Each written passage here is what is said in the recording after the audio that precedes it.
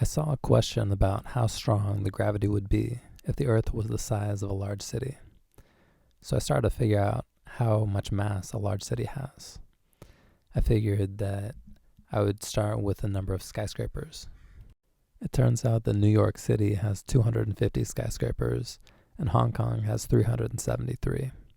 I figured that'd be a good starting place for figuring out the mass of the city because those are probably some of the most massive objects. I saw this question on Quora, and it turns out that the person who asked really wanted to know what would happen to the gravity if the mass of the Earth was compressed into the size of a large city. So what I did was I started with the area of New York City.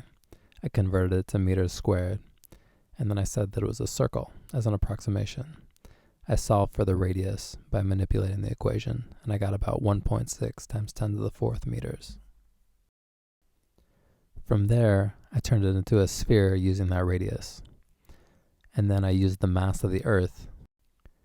You can use a variation dividing the force due to gravitation by one of the masses to find the acceleration due to gravity. And I got about 1.6 times 10 to the 6th meters per second squared.